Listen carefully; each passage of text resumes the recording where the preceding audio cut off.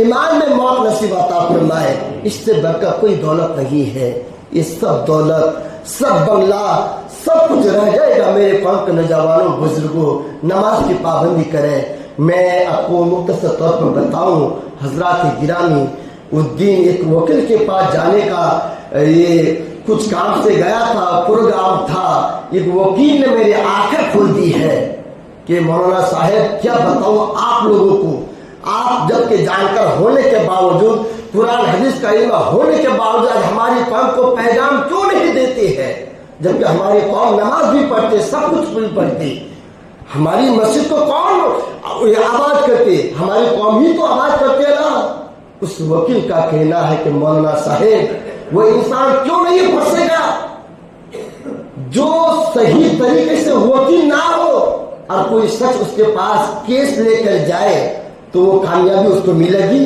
नहीं मिलेगी, क्योंकि वो सही तरीके से वकील की जो है सर्टिफिकेट या जो कुछ करना था उसने अभी तक किया नहीं, उसका शुरुआत है।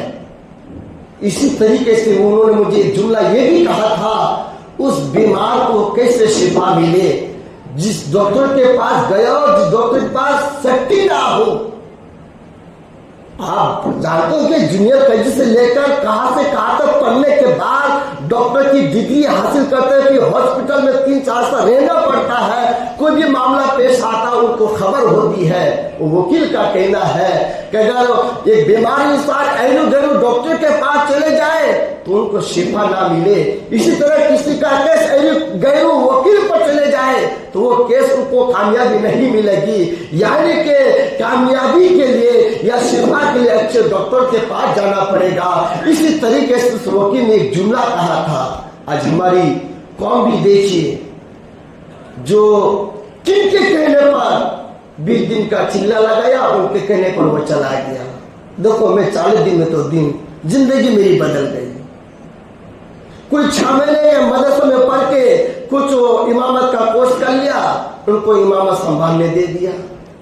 उस वकील का कहना है जब 6 महीने वाले इमामत करने वालों को मस्जिद को संभालने देंगे उस कौम का क्या हाल होगा? ऐसे ही हाल होगा जो डॉक्टर नहीं है, जो बगैर पढ़े लिखे दवा दे देता तो उसको बीमारी छूटे या फिर मर जाए।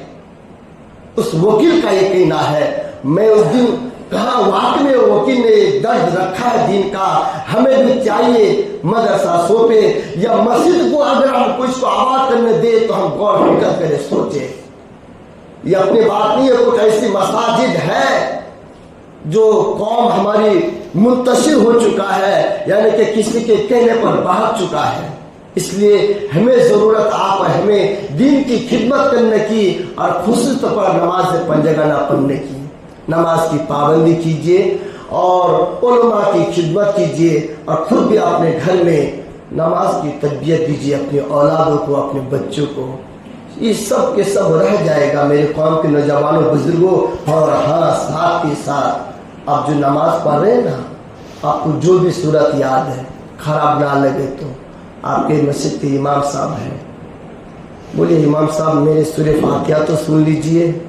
जो सूरत पढ़ के मैं नमाज पढ़ता हूँ, नमाज होगी कि नहीं होगी वो तो जरा सुन लीजिए, क्योंकि हमें जरूरी है। किरात फर्ज है ना भाई।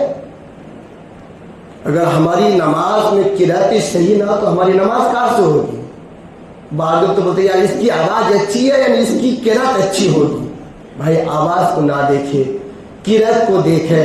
इसलिए मैं नमाजियों से भी कहूंगा हम अपनी नमाज को